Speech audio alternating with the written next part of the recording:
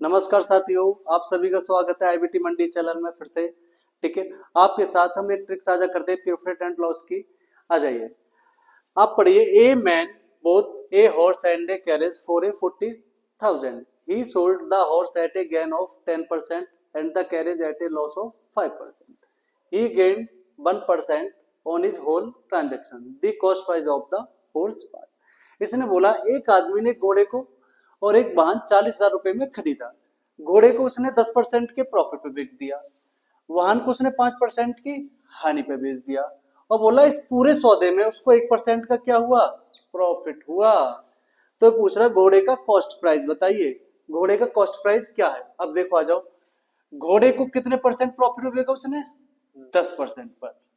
ठीक है, और व्हीकल को कितने पे बेचा जी उसने, 5% के लॉस पर। ठीक है, चलो परसेंटेज को हटा देते हैं, कोई दिक्कत नहीं, लगा लो तो भी कोई दिक्कत नहीं, हटा दो तो कोई दिक्कत नहीं, क्योंकि एलिगेशन कर रहे हैं इस समय।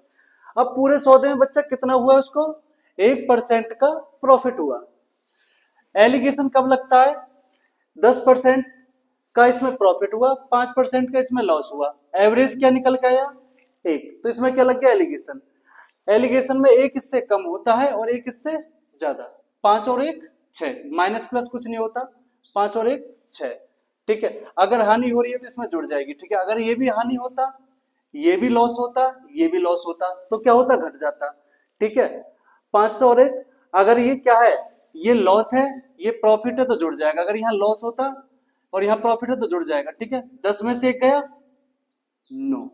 ठीक है, क्योंकि ये भी प्रॉफिट, ये भी प्रॉफिट, तो ये घट जाएगा। अब यूनिट के हिसाब से हॉर्स कितने का है, 2 का, और घोड़ा गाड़ी कितने की है जी, आपकी 3 की, यूनिट के हिसाब से। अब घोड़ा गाड़ी 3 की है और घोड़ा कितने का है, 2 का। अब कुल मिला के मेरे को ये बताइए, कुल पैसा कितना लगाया उसने, बोला जी 40,000 रुपए लगाए। कितने लगाए जी उसने, कुल मिला के 40,000 रुपए। यहाँ यूनिट के हिसाब से कितने लगाए जी, 5। तो 5 यूनिट बराबर 40,000। 5 से कितनी बार कटा, 8,000 बार, यानी एक यूनिट की कीमत कितनी आ गई, 8,000। अब आपसे पूछा जाए, बताओ जी घोड़ा गाड़ी कितने की है, बोले 1 यूनिट बराबर तो 8,000 है, तो कितने की होगी घोड़ा गाड़ी, 8 दूनी 16,000, यानी 16,000। यानी आंसर कितना आ गया, 16,000। आया बच्चों समझ में। ठीक है, चलो नेक्स्ट क्वेश्चन की तरफ चलते हैं हम। ठीक है, पढ़ते हैं इस क्वेश्चन को, पढ़िएगा बच्चों।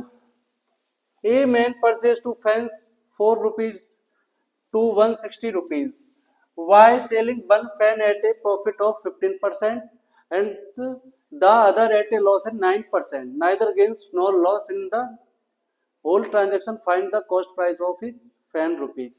इसने बोला है एक व्यक्ति ने 2160 रुपए में 2 पंखे खरीदे, यानी पहला पंखा ये आ गया आपका। इन पंखों में से पहले पंखे पर उसको 15% का प्रॉफिट हुआ, लो जी 15% ये आ गया, तथा दूसरे पंखे पर 9% का लॉस हुआ, दूसरे पंखे का 9% का लॉस हुआ। ठीक है, इस पूरे सौदे में ना इसको प्रॉफिट हुआ और ना ही उसको लॉस हुआ, तो यानी क्या रह गया, 0%, यानी उसको क्या मिला, 0%। ठीक है, अब देखो जी, ये लॉस हुआ इसको 9%। ठीक है, 9% लॉस हुआ। अब देखो एक इससे क्या है, कम है, और एक इससे क्या है, ज्यादा। मैंने बताया था परसेंटेज की कोई जरूरत नहीं, हटाना चाहते तो हटा दो, ना हटाना चाहते मत हटाओ। ठीक है, आ जाइए, 9 में से 0 गया तो 9 बचा, 15 में से 0 गया 15 बचा। अब काटे इसको, 3 से 3 बार कटा और 3 से ये 5 बार। अब कुल मिला के यहाँ पर पंखे की कीमत क्या होगी दोनों की, बोले पहला वाला पंखा 3 यूनिट का है, दूसरा वाला पंखा 5 यूनिट का है। 5 और 3 8, यानी कितना आ गया, 8 यूनिट। 8 यूनिट किसको रिप्रेजेंट कर रहे हैं बच्चा, 2160 को।